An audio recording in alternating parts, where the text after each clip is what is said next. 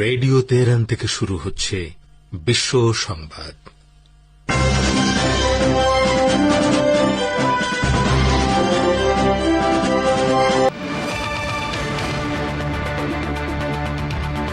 আল জাজিরার পর এবার জামাত ইসলামী নিয়ে সারা জাগানো রিপোর্ট করল বিবিসি। ভারতের বিরুদ্ধে ম্যাচ না খেলার চূড়ান্ত সিদ্ধান্ত জানিয়ে দিলেন পাকিস্তানের প্রধানমন্ত্রী শাহবাজ শরীফ। তালেবানদের হামলায় পাকিস্তানের সেনা কর্মকর্তা নিহত। যুক্তরাষ্ট্রের সাথে বাণিজ্য চুক্তি ধেয়ে আসছে বিপর্যয় ভারতের অর্থনীতিতে। মঙ্গলবার আরব সাগরে যুক্তরাষ্ট্র ভূপাতিত করেছে ইরানের একটি ড্রোন। বিমানবাহী রণতরী থেকে ড্রোন ভূপাতিত করা হয়েছে। যুক্তরাষ্ট্র আর্মির এক বিবৃতিতে বলা হয়েছে, ইরানের উপকূল থেকে 500 কিলোমিটার দূরে আরব সাগরে অপারেশন পরিচালনা করছিল বিমানবাহী রণতরী আব্রাহাম লিঙ্কন। এ সময় ইরানের আনম্যান্ড ড্রোন বিমানবাহী রণতরীর কাছে বিপজ্জনকভাবে ওড়াউড়ি করছিল। পরবর্তীতে এক পর্যায়ে একটি ড্রোন রণতরীর দিকে উড়ে আসতে থাকে। তখন একটি F-35 বিমান থেকে মিসাইল ছুড়ে ভূপাতিত করা হয় ড্রোনটি। এই ঘটনার কয়েক ঘণ্টা পর হরমুজ প্রণালীতে যুক্তরাষ্ট্রের পতাকাবাহী একটি মালবাহী জাহাজকে ঘেরাও করে ইরানের দুটি গানবোট। ইরানের গানবোট যুক্তরাষ্ট্রের পণ্যবাহী জাহাজকে দখলের চেষ্টা চালায়। এ সময় বেশ কয়েকবার খুবই দ্রুত গতিতে একটি গানবোট অতিক্রম করে যুক্তরাষ্ট্রের জাহাজের সামনে দিয়ে অপর একটি গানবোট থেকে মোহাজের মিসাইল ছোড়া হয়। মিসাইলটি পণ্যবাহী জাহাজের উপর দিয়ে চলে যায়। পণ্যবাহী জাহাজ থেকে যুক্তরাষ্ট্র আর্মিকে তাদের রক্ষায় অনুরোধ জানানোর পর যুক্তরাষ্ট্র আর্মি দ্রুত সেখানে একটি ডেস্ট্রয়ার পাঠায়। এরপর এলাকা ত্যাগ করে ইরানি গানবোট। গানবোট দুটি পরিচালনা করছিল ইরানের Islamic revolutionary guard corps IRGC।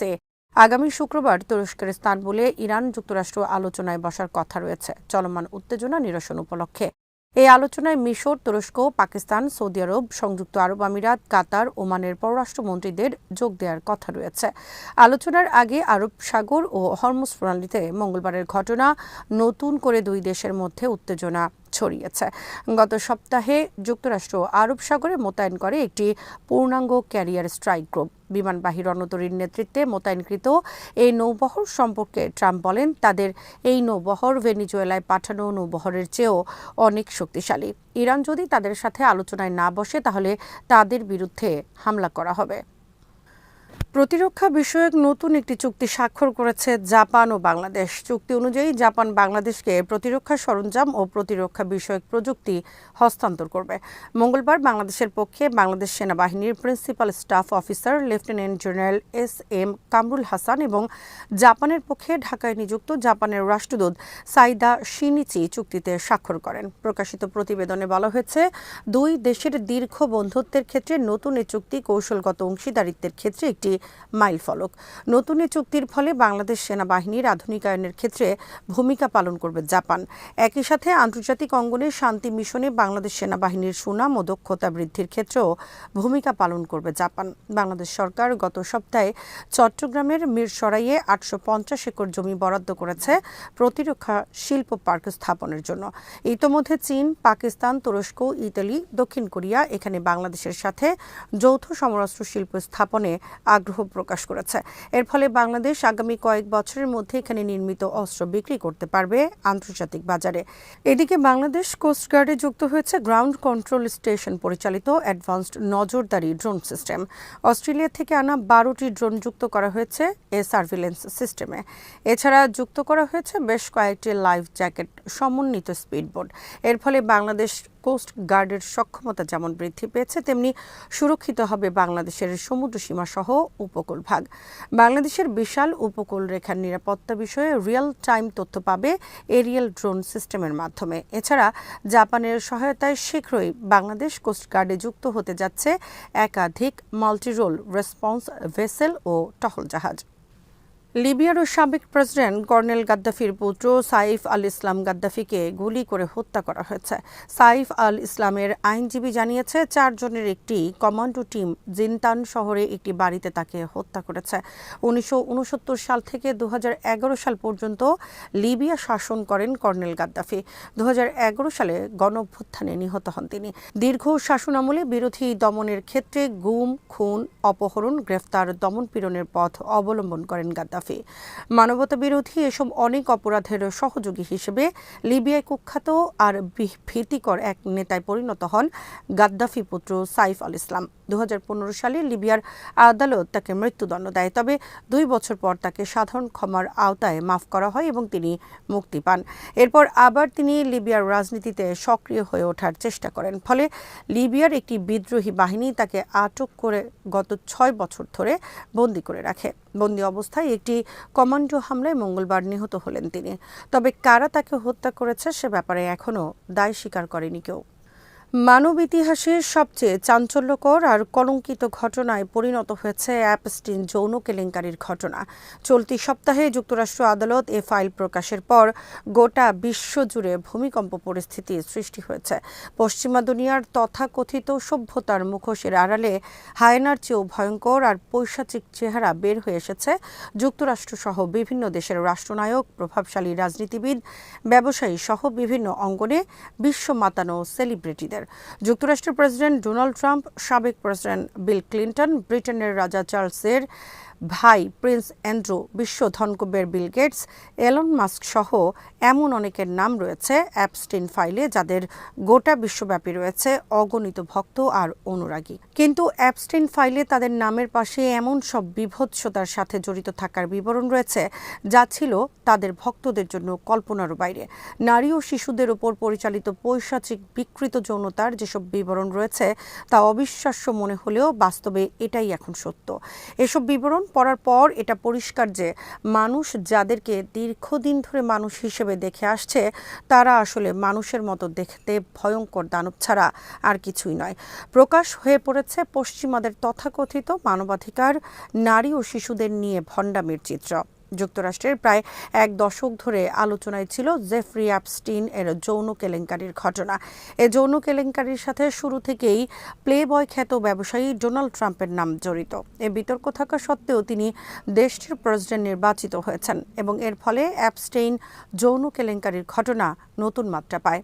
অবশেষে অনেক নাটকীয়তার পর 30 জানুয়ারি যুক্তরাষ্ট্র আদালতের নির্দেশে অ্যাপস্টিন যৌন কেলেঙ্কারির যে ডকুমেন্ট প্রকাশ করা হলো তাতে বিশ্বের অনেকের পায়ের নিচে থেকে মাটি সরে গেছে। শুধু তাই নয়, এসব ফাইলের 1% এখন পর্যন্ত যারা পড়েছে তাদেরও পায়ের নিচ থেকে মাটি সরে যাওয়ার মতো অবস্থা হয়েছে। অ্যাপস্টিন ফাইলের তথ্য অনুসারে 3 থেকে 9 বছরের শিশুদের যৌন নির্যাতন করতে করতে হত্যা করা হতো। এটা ছিল অনেকের কাছে একটি আনন্দের বিষয়। হত্যার পর অনেক শিশুর অঙ্গ প্রত্যঙ্গ তারা রোস্ট করে খেত, এমনকি তারা ভক্ষণ করতো এসব শিশুদের নাড়িভুড়ি পর্যন্ত। এভাবে নির্জন দ্বীপে মানুষ নামক এসব দানবের দল যৌন নির্যাতন করে হত্যা করেছে শত শত শিশু। সবচেয়ে চাঞ্চল্যকর বিষয় হলো অ্যাপস্টিনের সাথে যোগাযোগ ছিল ইসরায়েলের গোয়েন্দা সংস্থার। অ্যাপস্টিন ইসরায়েলের গোয়েন্দা সংস্থার কাছে সরবরাহ করতেন প্রভাবশালী ব্যক্তিদের যৌনতার ভিডিও। এর মাধ্যমে ইসরায়েল পরবর্তীতে তাদের বাধ্য করতে ইসরায়েলের পক্ষে কথা বলতে। যুক্তরাষ্ট্রের প্রেসিডেন্ট থেকে শুরু করে প্রভাবশালী অনেক ব্যক্তিবর্গ কেন অন্ধভাবে ইসরায়েলের পক্ষে সব কিছু করে চলেছে বছরের পর বছর তা এখন অনেকটাই পরিষ্কার। বস্তুত তাদের গলার রশি ইসরায়েলের হাতে। গোপন ভিডিও ফাঁস করার ভয় দেখিয়ে এভাবে বিশ্বের সুপার পাওয়ার যুক্তরাষ্ট্রের কাছ থেকে সবকিছু আদায় করে নিয়েছে তাদের ইচ্ছে মতো। অ্যাপস্টিন ফাইলে আরেকটি বিষয় নজর কেড়েছে গোটা বিশ্বের, তা হলো ইরান, চীন, উত্তর কোরিয়া ও রাশিয়ার কোনো নেতা বা বিখ্যাত ব্যক্তিদের নাম নেই এতে, বরং তুরস্কের প্রেসিডেন্ট এরদোয়ানের নাম উঠে এসেছে পশ্চিমাদের প্রতি বড় ধরনের হুমকি স্বরূপ এক নেতা হিসেবে। পাকিস্তানের ইমরান খানের সম্পর্কে বলা হয়েছে তিনি এরদোয়ান ও ইমাম খমিনির চাইতেও বড় ধরনের হুমকি। জামাল খাশোগি হত্যাকাণ্ড সম্পর্কে সৌদি যুবরাজ মোহাম্মদ বিন সালমান ও সংযুক্ত আরব আমিরাতের প্রেসিডেন্ট শেখ মোহাম্মদ বিন জায়েদ আল নাহয়ানের নামও রয়েছে। এতে বলা হয়েছে জামাল খাশোগি হত্যা ঘিরে অ্যাপস্টিন চক্র সৌদি যুবরাজ ও সংযুক্ত আরব আমিরাতের প্রেসিডেন্টকে ব্ল্যাকমেইল করার চক্রান্ত করে। অ্যাপস্টিন ফাইলে যুক্তরাষ্ট্রের বিচার ব্যবস্থারও অন্ধকার দিক সামনে আসলো। অ্যাপস্টিন এর আগেও অনেকবার যৌন কেলেঙ্কারির ঘটনায় গ্রেফতার হয়েছে, কিন্তু প্রতিবারই প্রভাবশালীদের হস্তক্ষেপে বের হয়ে এসেছে। 2019 সালে তাকে কারাগারে হত্যা করে চালানো হয়েছে আত্মহত্যা বলে। সাইফ আল ইসলাম গাদ্দাফি ছিলেন লিবিয়ার সাম্প্রতিক ইতিহাসের সবচেয়ে জটিল, বিতর্কিত ও দ্বৈত চরিত্রের একজন রাজনীতিক। একদিকে তিনি ছিলেন মুয়াম্মার গাদ্দাফির উত্তরসূরি হিসেবে বিবেচিত, আধুনিক মনস্ক ও পশ্চিমমুখী সংস্কারের প্রতীক। অন্যদিকে তিনি জড়িয়ে পড়েছিলেন 2011 সালের রক্তক্ষয়ী দমনপীড়ন, যুদ্ধাপরাধের অভিযোগ এবং আন্তর্জাতিক অপরাধ আদালতের গ্রেফতারি পরোয়ানার মতো গুরুতর অধ্যায়ের সঙ্গে। তার জীবন কেবল একজন ব্যক্তির উত্থান পতনের কাহিনী নয়, বরং আধুনিক লিবিয়ার রাষ্ট্র গঠনের ব্যর্থতা, আন্তর্জাতিক হস্তক্ষেপ, আরব বসন্তের বিপর্যয় এবং ক্ষমতার উত্তরাধিকার রাজনীতির এক জটিল প্রতিফলন। আরও বিস্তারিত থাকছে ওয়াহিদ ফারুকীর প্রতিবেদনে।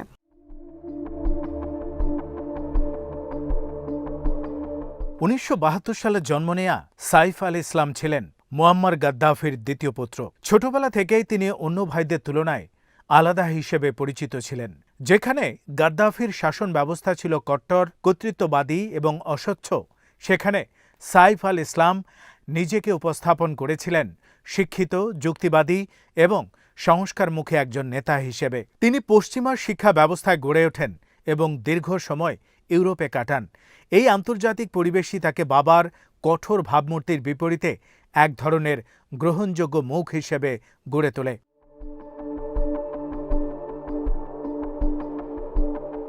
2000-এর দশকের শুরুতে লিবিয়া যখন দীর্ঘদিনের আন্তর্জাতিক নিষেধাজ্ঞা কাটিয়ে পশ্চিমা বিশ্বের সঙ্গে সম্পর্ক স্বাভাবিক করার চেষ্টা করছিল, তখন সাইফ আল ইসলাম হয়ে ওঠেন এই কূটনৈতিক অভিযানের মুখ্য চালক। তিনি যুক্তরাষ্ট্র ও যুক্তরাজ্যের সঙ্গে পারমাণবিক নিরস্ত্রীকরণ আলোচনা, ক্ষতিপূরণ চুক্তি এবং কূটনৈতিক পুনর্মিলনের ক্ষেত্রে গুরুত্বপূর্ণ ভূমিকা পালন করেন।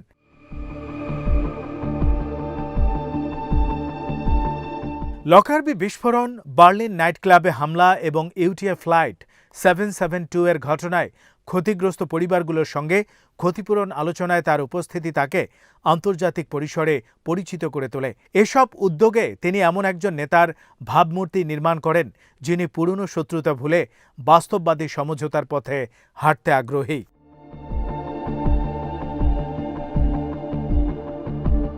একই সময় তিনি Gaddafi international charity and development ফাউন্ডেশনের মাধ্যমে মানবাধিকার, নাগরিক সমাজ ও সংস্কারের কথা বলতে শুরু করেন।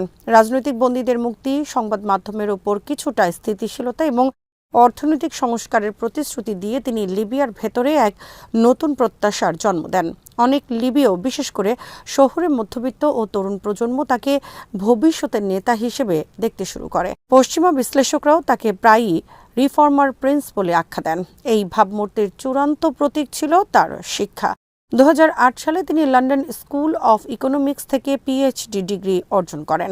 তার গবেষণার বিষয় ছিল বৈশ্বিক শাসন ব্যবস্থার সংস্কারে নাগরিক সমাজের ভূমিকা, যা শুনতে একজন আধুনিক গণতান্ত্রিক চিন্তাবিদের মতোই মনে হয়। কিন্তু এখানেও বিতর্ক ছিল।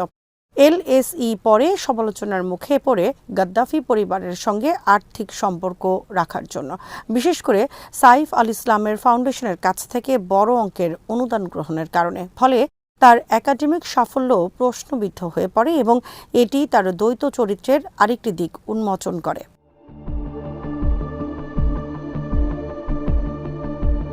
এই সংস্কারবাদী মুখোশের আড়ালেই ছিল ক্ষমতার উত্তরাধিকার রাজনীতি। মুয়াম্মার গাদ্দাফি কখনো আনুষ্ঠানিকভাবে উত্তরসূরি ঘোষণা না করলেও বাস্তবে সাইফ আল ইসলামই ছিলেন সবচেয়ে সম্ভাব্য উত্তরাধিকারী। সেনাবাহিনী, নিরাপত্তা সংস্থা এবং গোত্রভিত্তিক রাজনীতিতে তিনি সরাসরি প্রভাবশালী না হলেও রাষ্ট্রের বুদ্ধিবৃত্তিক ও কূটনৈতিক স্তরে তার অবস্থান ছিল শক্ত।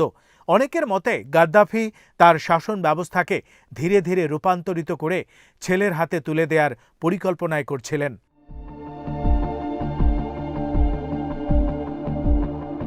এইসব হিসাব নিকাশ ভেঙে পড়ে 2011 সালের আরব বসন্তের ঢেউয়ে। তিউনিসিয়া ও মিশরের পর লিবিয়াতেও যখন গণবিক্ষোভ শুরু হয়, তখন সাইফ আল ইসলাম প্রথমে মধ্যস্থতার ইঙ্গিত দিলেও খুব দ্রুত তিনি কঠোর অবস্থানে চলে যান।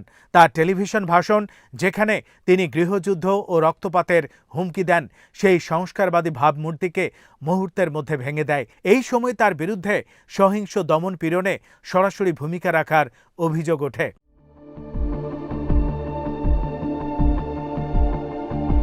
বিক্ষোভ দমনে গাদ্দাফি বাহিনীর নৃশংসতা আন্তর্জাতিক মহলে তীব্র প্রতিক্রিয়া সৃষ্টি করে। জাতিসংঘ নিরাপত্তা পরিষদ লিবিয়ার উপর নিষেধাজ্ঞা আরোপ করে এবং সাইফ আল ইসলামকে ভ্রমণ নিষেধাজ্ঞা ও সম্পদ জব্দের তালিকায় অন্তর্ভুক্ত করে। আন্তর্জাতিক অপরাধ আদালত তার বিরুদ্ধে মানবতা বিরোধী অপরাধের অভিযোগে গ্রেপ্তারি পরোয়ানা জারি করে। এই পর্যায়ে এসে সাইফ আল ইসলাম আর সংস্কারক নন, বরং একজন অভিযুক্ত যুদ্ধাপরাধী হিসাবে পরিচিত হতে শুরু করেন।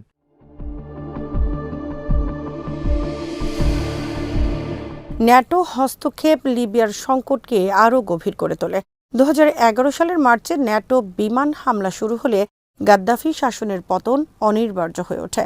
জুন মাসে সাইফ আল ইসলাম ঘোষণা দেন যে তার বাবা নির্বাচনে যেতে প্রস্তুত এবং পরাজিত হলে ক্ষমতা ছাড়বেন। এই প্রস্তাবকে অনেকেই শেষ মুহূর্তের কূটনৈতিক চাল হিসেবে দেখেন, যা ন্যাটো প্রত্যাখ্যান করে। যুদ্ধ চলতেই থাকে এবং শেষ পর্যন্ত অক্টোবরে সিরতে মুয়াম্মার গাদ্দাফি নিহত হন। বাবা ও ভাইয়ের মৃত্যুর পর সাইফ আল ইসলাম আত্মগোপনে চলে যান, কিন্তু নভেম্বর 2011 সালে তিনি জিনতান অঞ্চলে ধরা পড়েন। এখান থেকেই শুরু হয় তার দীর্ঘ বন্দী জীবন ও আইনি জটিলতা। আন্তর্জাতিক অপরাধ আদালত তাকে হেগে বিচারের জন্য চাইলেও লিবিয়ার নতুন কর্তৃপক্ষ দাবি করে যে তারা নিজ দেশেই বিচার করবে। এই দ্বন্দ্ব লিবিয়ার বিচার ব্যবস্থার দুর্বলতা ও আন্তর্জাতিক ন্যায় বিচারের সীমাবদ্ধতাকে স্পষ্ট করে।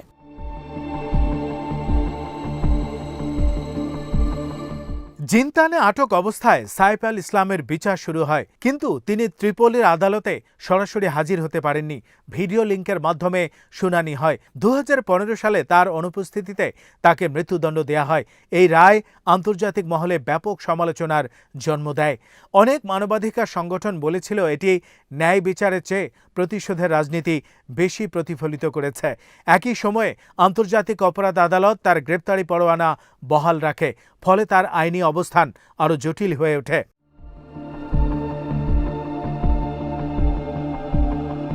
2017 সালে পূর্ব লিবিয়ার কর্তৃপক্ষ ঘোষিত এক সাধারণ ক্ষমার আওতায় জিনতানের একটি মিলিশিয়া তাকে মুক্তি দেয়। তবে এই মুক্তি আন্তর্জাতিকভাবে স্বীকৃত ছিল না এবং তিনি এখনও আইসিসির চোখে পলাতক আসামি রয়ে যান।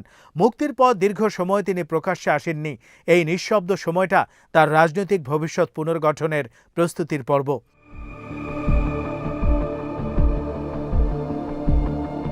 2021 সালে নিউ ইয়র্ক টাইমসকে দেয়া সাক্ষাৎকারে তিনি আবারও আলোচনায় ফিরে আসেন। সেখানে তিনি লিবিয়ার বর্তমান রাজনৈতিক নেতৃত্বকে নির্বাচন ভীত বলে অভিযুক্ত করেন এবং নিজেকে দীর্ঘদিন আড়াল রাখার কৌশল ব্যাখ্যা করেন। তার বিখ্যাত মন্তব্য, ধীরে ধীরে ফিরতে হয়, স্ট্রিপটিজের মতো। এটি প্রমাণ করে যে তিনি রাজনীতির মনস্তত্ত্ব ভালোভাবেই বোঝেন। একই বছরের নভেম্বরে তিনি প্রেসিডেন্ট নির্বাচনে প্রার্থী হওয়ার জন্য নিবন্ধন করেন, যা গাদ্দাফিপন্থী শিবিরে নতুন করে আশার আলো সঞ্চার করে।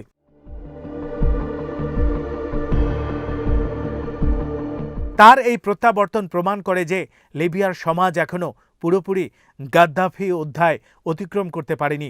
গৃহযুদ্ধ, বিভক্ত প্রশাসন এবং নিরাপত্তাহীনতার মধ্যে অনেক লিবীয় স্থিতিশীলতার স্মৃতি খুঁজে ফেরে। সাইফ আল ইসলাম সেই স্মৃতিরই প্রতীক হয়ে ওঠেন। যদিও তার বিরুদ্ধে যুদ্ধাপরাধের অভিযোগ রয়েছে, তবুও কিছু জনগোষ্ঠী তাকে সম্ভাব্য ঐক্যবদ্ধ নেতা হিসেবে দেখতে শুরু করেন।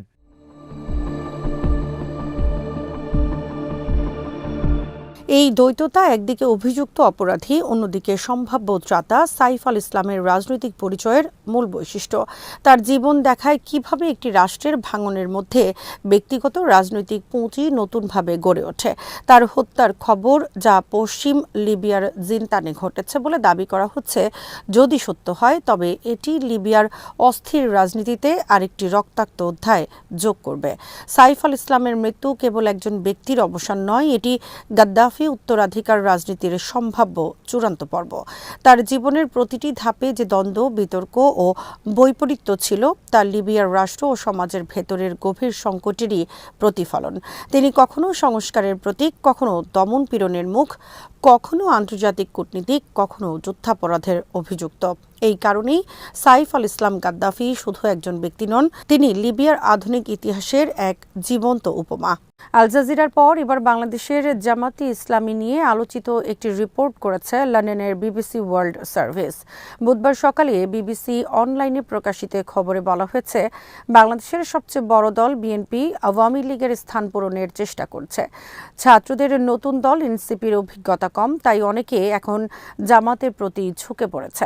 12 ফেব্রুয়ারি নির্বাচন ঘিরে দলটি আকস্মিক গতি লাভ করেছে এবং দেশটির তরুণ প্রজন্ম 1971 সালের অতীত ভুলে জামাতের দিকে ঝুঁকে পড়েছে। বিবিসির বিশ্লেষণে বলা হয়েছে, হাসিনার পতনের পর তরুণ সমাজ সহ বাংলাদেশের সাধারণ মানুষ যে ধরনের বাংলাদেশ চেয়েছিলেন অন্তর্বর্তীকালীন সরকার তাদের সে আকাঙ্ক্ষা পূরণে ব্যর্থ হয়েছে। অত্যন্ত দুঃখের সাথে বিবিসিকে কথা বলেছেন রাহাত হোসেন। বিবিসির খবরে বলা হয়েছে, রাহাত হোসেন একা নন, তার মতো আরও অনেক তরুণ এখন জামাত ইসলামীর দিকে ঝুঁকে পড়েছে। কারণ তাদের মতে জুলাই বিপ্লবের পর আহত ও শহীদদের পরিবারের জন্য অনেক কিছু করেছে জামাত। রাহাত হোসেন 24-এর জুলাই বিপ্লবের দেশব্যাপী খুবই আলোচিত এক বীর। 2024 সালের 20 জুলাই হাসিনা বিরোধী আন্দোলনে যাত্রাবাড়ির কাজলায় পুলিশ খুব কাছ থেকে একের পর এক গুলি করে হত্যা করে ইমাম হাসান তাইম ভুইয়া নামের একজন কলেজ ছাত্রকে। পুলিশের গুলি চলা অবস্থায় নিজের জীবনের মায়া ত্যাগ করে আহত বন্ধু ইমাম হাসানকে টেনে নিয়ে যেতে দেখা যায় একটি ছেলেকে। সেই ভিডিও ভাইরাল হয় সারা দেশে। যে ছেলেটি আহত ইমাম হাসানকে টেনে নিয়ে যায় তিনি ছিলেন রাহাত হোসেন। বিবিসি রাহাতের সাক্ষাৎকারে প্রকাশ করেছে জামাত সংক্রান্ত খবরে। বিবিসির খবরে বলা হয়েছে, রাহাত বর্তমানে জামাত দ্বারা আকৃষ্ট। বিবিসির খবরে বলা হয়েছে, জামাতি ইসলামী বাংলাদেশের অনেক পুরনো একটি দল, কিন্তু তত জনপ্রিয় ছিল না। কিন্তু 12 ফেব্রুয়ারি নির্বাচন ঘিরে দলটি আকস্মিক গতি লাভ করেছে। দলটির বিরুদ্ধে 1971 সাল ঘিরে যেসব অভিযোগ রয়েছে, তরুণ প্রজন্ম তা আমলে নিচ্ছে না। তারা মনে করছে বর্তমান জামাত আর 1971 সালের জামাত এক নয়। বর্তমান জামাত তাদের দৃষ্টিতে অনেক আধুনিক একটি দল। বর্তমান যে তরুণ প্রজন্ম 12 ফেব্রুয়ারি ভোট দেবে তাদের সবার জন্ম 1971 সালের পর এবং তারা আগের জামাতের সাথে বর্তমান জামাতের পার্থক্য করতে সক্ষম। নতুন প্রজন্ম পুরনো চিন্তায় আটকে থাকতে রাজি নয়। তারা বর্তমানকে দেখে বিচার করে এবং সিদ্ধান্ত নেয়। জামাতের আমির ডক্টর শফিকুর রহমান বিবিসিকে বলেছেন, তাদের প্রধান লক্ষ্য ক্ষমতায় গেলে ঘুষ দুর্নীতি বন্ধ করা এবং মানুষের জন্য ন্যায় বিচার নিশ্চিত করা। বিবিসির বিশ্লেষণে বলা হয়েছে, গৌরবময় ঢাকা বিশ্ববিদ্যালয় সহ দেশের শীর্ষ 5টি বিশ্ববিদ্যালয়ে ছাত্র সংসদ নির্বাচনে জামাতের ছাত্র সংগঠন ইসলামী ছাত্র শিবিরের অভাবনীয় বিজয় তরুণ প্রজন্মকে জামাতের প্রতি আকৃষ্ট করার ক্ষেত্রে প্রচণ্ড ভূমিকা পালন করেছে। রাহাত হোসেন বিবিসিকে বলেছেন, তারা যে বাংলাদেশ চেয়েছিলেন তা তারা আজও পাননি। তারা নতুন একটি নির্বাচিত সরকারের কাছ থেকে সেটা প্রত্যাশা করেন। রাহাত হোসেন বলেছেন, তেঁতুল গাছ লাগিয়ে আম খাওয়ার আশা করা যায় না। বুধবার পাকিস্তানে তালেবানদের হামলায় নিহত হয়েছেন পাকিস্তান আর্মির একজন ক্যাপ্টেন। বুধবার খাইবার পাখতুনখোয়া অঞ্চলে পাকিস্তান আর্মির উপর হামলা চালায় তেহরিক-ই-তালেবান পাকিস্তান। তেহরিক-ই-তালেবান পাকিস্তান হলো আফগানিস্তানের তালেবানপন্থী একটি সশস্ত্র গোষ্ঠী। তারা আফগানিস্তানের মতো পাকিস্তানেও তালেবানি শাসন প্রতিষ্ঠার জন্য যুদ্ধ করছে। বুধবার পাকিস্তানের বেলুচিস্তান প্রদেশের কয়েকটি শহরে হেলিকপ্টার ও ড্রোন মোতায়েন করেছে পাকিস্তান আর্মি। বৃদ্ধি করা হয়েছে সেনার সংখ্যা। বিদ্রোহী বেলুচিস্তান লিবারেশন আর্মির পুনরায় হামলা বন্ধে পদক্ষেপ নিয়েছে দেশটি। শনিবার বেলুচিস্তান লিবারেশন আর্মি একযোগে হামলা চালায় 12টি শহরে। এতে 280 জন পাকিস্তানি সেনা ও পুলিশের সদস্য নিহত হয়েছে বলে দাবি করেছে বিদ্রোহী সংস্থাটি। তবে পাকিস্তান আর্মি স্বীকার করেছে, বিদ্রোহীদের হামলায় সেনাসহ অর্ধশতাধিক মানুষ নিহত হয়েছে। পাকিস্তান আর্মি দাবি করেছে, বুধবার পর্যন্ত তারা 3 শতাধিক ভারতপন্থী বিদ্রোহীদের হত্যা করেছে অভিযান চালিয়ে। পাকিস্তানের অভিযোগ, বেলুচিস্তান সহ পাকিস্তানের বিভিন্ন সীমান্তে বিচ্ছিন্নতাবাদীদের মদত দিচ্ছে ভারত ও আফগানিস্তানের তালেবান সরকার। এমনকি যুক্তরাষ্ট্রের গোয়েন্দা সংস্থা CIA এর সাথে জড়িত বলে অভিযোগ অনেক বিশ্লেষকের। যুক্তরাষ্ট্র একদিকে গোপনে পাকিস্তানের বিচ্ছিন্নতাবাদীদের মদত দিচ্ছে, অপরদিকে আবার সন্ত্রাস দমনের নামে পাকিস্তান সেনাবাহিনীর সাথে একসাথে কাজ করছে। এটা হলো পাকিস্তানে তাদের কার্যক্রম চালু রাখার এক হীন কৌশল। টাইমস অফ ইসলামাবাদের এক খবরে বলা হয়েছে, ভারতের সাথে ইসরায়েলও জড়িত পাকিস্তানের বেলুচিস্তানের বিচ্ছিন্নতাবাদীদের পেছনে।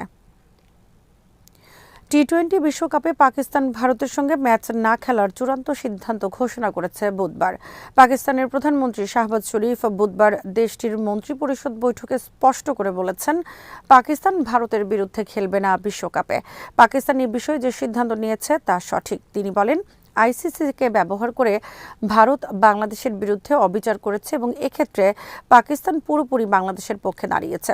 শাহবাজ শরীফ বলেন, ক্রিকেট হলো খেলার মাঠ, রাজনীতির মাঠ নয়, কিন্তু ভারত ক্রিকেটকে ব্যবহার করছে রাজনীতির হাতিয়ার হিসেবে। ভারতের গণমাধ্যম সহ বিভিন্ন মহল আশা করেছিল পাকিস্তান হয়তো শেষ মুহূর্তে খেলায় রাজি হবে। ভারতের বিভিন্ন গণমাধ্যম কয়েকদিন ধরে লিখেছে, 12 ফেব্রুয়ারি নির্বাচন ঘিরে পাকিস্তান বাংলাদেশের ইউনূস সরকারের পক্ষে দাঁড়িয়েছে। সে কারণে 12 ফেব্রুয়ারি নির্বাচন হয়ে গেলে তারা তাদের সিদ্ধান্ত বদল করতে পারে। কিন্তু শাহবাজ শরীফ বুধবার জানিয়ে দিলেন, তারা ভারতের বিরুদ্ধে খেলবে না আসন্ন বিশ্বকাপে। যুক্তরাষ্ট্রের সাথে আসন্ন বাণিজ্য চুক্তি ঘিরে বড় ধরনের বিপদের মুখে ভারতের জ্বালানি, কৃষি সহ সার্বিক অর্থনীতি। ভারত বিশ্বের তৃতীয় বৃহত্তম জ্বালানি আমদানিকারক ও জ্বালানি তেল ব্যবহারকারী দেশ। আর এ জ্বালানি তেল তারা মূলত আমদানি করে বিভিন্ন আরব দেশ থেকে। কিন্তু ইউক্রেন যুদ্ধ শুরুর পর পশ্চিমা নিষেধাজ্ঞার কারণে জ্বালানি তেলের দাম ব্যাপকভাবে কমিয়ে দেয় রাশিয়া। আর ভারত এ সুযোগ গ্রহণ করতে আরব দেশ থেকে জ্বালানি তেল কেনা কমিয়ে রাশিয়া থেকে ব্যাপকভাবে জ্বালানি তেল কেনা শুরু করে। 2025 সালের মাঝামাঝি ভারত রাশিয়া থেকে দৈনিক 20 লাখ ব্যারেল জ্বালানি তেল কেনে। তবে ট্রাম্প প্রশাসনের চাপে বর্তমানে তা কমে দাঁড়িয়েছে দৈনিক 11 লাখ ব্যারেলে। এভাবে ভারত পরিণত হয় রাশিয়ার দ্বিতীয় জ্বালানি তেল ক্রেতায়। এবার ট্রাম্পের রোশনল থেকে বাঁচতে ভারতকে রাশিয়া থেকে জ্বালানি তেল কেনা পুরোপুরি বন্ধ করতে হবে। গত সোমবার ডোনাল্ড ট্রাম্প ঘোষণা দিয়েছেন, ভারতের প্রধানমন্ত্রী নরেন্দ্র মোদী সকালে তাকে ফোন দিয়ে বাণিজ্য চুক্তির ব্যাপারে অনুরোধ করেন। বাণিজ্য চুক্তি বিষয়ে যুক্তরাষ্ট্রের সব শর্ত মেনে নিতেও রাজি হয়েছেন মোদী। ট্রাম্প বলেন, আমাদের শর্ত অনুযায়ী ভারত রাশিয়া থেকে জ্বালানি তেল কেনা বন্ধ করবে এবং যুক্তরাষ্ট্রের পণ্য ভারতে প্রবেশের ক্ষেত্রে ভারতের আরোপিত শুল্ক শূন্যের কোঠায় নামিয়ে আনবে। বিনিময়ে ভারতের উপর যুক্তরাষ্ট্রের আরোপ করা 50% শুল্ক কমিয়ে 18% ধার্য করা হবে। ট্রাম্প বলেন, ভারত কেবল রাশিয়া থেকে জ্বালানি তেল কেনা বন্ধ করবে না, বরং তাদেরকে ভেনিজুয়েলা থেকে জ্বালানি তেল কিনতে হবে। ট্রাম্পের এই ঘোষণার পর দেউলিয়া হওয়ার পথে ভারতের বিভিন্ন জ্বালানি তেল আমদানিকারক প্রতিষ্ঠান, কারণ তারা দীর্ঘ প্রায় 4 বছর ধরে 30% কম দামে রাশিয়া থেকে জ্বালানি তেল কিনে রমরমা ব্যবসা করেছে। রাশিয়া থেকে কম দামে অপরিশোধিত জ্বালানি তেল কিনে রিফাইন করে উচ্চ দামে বিক্রি করেছে ইউরোপে। এবার ট্রাম্পের কারণে সে ব্যবসা পুরোপুরি বন্ধ হচ্ছে। অপরদিকে ভারত রাশিয়া থেকে জ্বালানি তেল কেনা বন্ধ করে আবার ফিরে যেতে পারছে না তাদের পুরনো আরব দেশগুলোতে, কারণ ট্রাম্পের শর্ত অনুযায়ী তাদেরকে এখন ভেনিজুয়েলা থেকে উচ্চ মূল্যে কিনতে হবে যুক্তরাষ্ট্রের কোম্পানি উত্তোলিত জ্বালানি তেল। একদিকে উচ্চ মূল্য, অপরদিকে দীর্ঘ পরিবহন খরচ, সব মিলিয়ে ভারতের জ্বালানি খাতে অশনি সংকেত দিচ্ছে। আর জ্বালানি খাতে বিপর্যয় মানে সার্বিকভাবে বিপর্যস্ত হবে দেশটির অর্থনীতি। তবে ভারতের আশা, যুক্তরাষ্ট্র রাশিয়ার কাছ থেকে একবারে জ্বালানি তেল কেনা বন্ধ করবে না। ভারত ট্রাম্প প্রশাসনকে বোঝানোর চেষ্টা করছে রাশিয়া বিশ্বের অন্যতম জ্বালানি তেল বিক্রেতা। আকস্মিক আন্তর্জাতিক বাজারে রাশিয়ার জ্বালানি তেল বিক্রি বন্ধ করলে গোটা বিশ্বে এর নেতিবাচক প্রভাব পড়বে। তবে ডোনাল্ড ট্রাম্প ভারতের এই যুক্তি কতটা মানবেন তা নিয়ে প্রশ্ন রয়েছে, কারণ ক্ষমতা গ্রহণের শুরু থেকেই ডোনাল্ড ট্রাম্প ও তার শীর্ষ কর্তা ব্যক্তিরা ভারতের প্রতি সুর চড়া করে বলেছে তাদেরকে রাশিয়া থেকে জ্বালানি তেল কেনা সম্পূর্ণ বন্ধ করতে হবে, কারণ ভারতের কারণে ইউক্রেন যুদ্ধ বন্ধ করা যাচ্ছে না। ভারত রাশিয়া থেকে জ্বালানি তেল কিনে পুতিনকে নগদ অর্থ তুলে দিচ্ছে যুদ্ধ চালিয়ে যাওয়ার জন্য। ভারতকে রাশিয়া থেকে জ্বালানি তেল কেনা বন্ধ করিয়ে যুক্তরাষ্ট্র রাশিয়াকেও শাস্তি দিতে চায় একই সঙ্গে। অপরদিকে যুক্তরাষ্ট্রের সাথে বাণিজ্য চুক্তির অংশ হিসেবে ভারতের কৃষি পণ্যের বাজারেও অবাধে প্রবেশের অধিকার দিতে হবে যুক্তরাষ্ট্রকে। এতে ক্ষতিগ্রস্ত হবে দেশটির কৃষি খাত, কিন্তু ভারতের এছাড়া আর করার কিছু নেই, কারণ এটি না করলে একের পর এক ট্রাম্পের কঠোর নিষেধাজ্ঞায় লণ্ডভণ্ড হয়ে যাবে দেশটি। চীনের প্রেসিডেন্ট শি জিন ও পুতিন বুধবার টেলিফোনে কথা বলেছেন রাশিয়া ও যুক্তরাষ্ট্রের প্রেসিডেন্টের সাথে। যুক্তরাষ্ট্রের প্রেসিডেন্ট ডোনাল্ড ট্রাম্প বলেছে, চীনের প্রেসিডেন্ট শি জিনপিং এর সাথে তার চমৎকার আলোচনা হয়েছে। আমরা বাণিজ্য, জ্বালানি, তাইওয়ান, ইরান, রাশিয়া এবং ইউক্রেন প্রসঙ্গ নিয়ে আলোচনা করেছি। ট্রাম্প লিখেছেন, চীনের সাথে এবং শি জিনপিং এর সাথে আমার ব্যক্তিগত সম্পর্ক খুবই ভালো, আর এই সম্পর্ক এমনই হওয়া উচিত। আগামী এপ্রিল মাসে ট্রাম্পের চীন সফরের কথা রয়েছে। দুই দেশের মধ্যে তীব্র দ্বন্দ্ব চলছে বাণিজ্য যুদ্ধ, ইউক্রেন যুদ্ধ, দক্ষিণ চীন সাগরের মালিকানা ও তাইওয়ান ইস্যু নিয়ে। এরই মধ্যে দুই পক্ষ চেষ্টা করছে যাতে ট্রাম্পের বেইজিং সফর সৌহার্দ্যপূর্ণ পরিবেশে সম্পন্ন হয়। টেলিফোনে চীনা প্রেসিডেন্ট শি জিনপিং ট্রাম্পকে বলেছেন, তাইওয়ানকে আধুনিক সমরাস্ত্র সরবরাহ করার ক্ষেত্রে তাদের সতর্কতা অবলম্বন করা উচিত।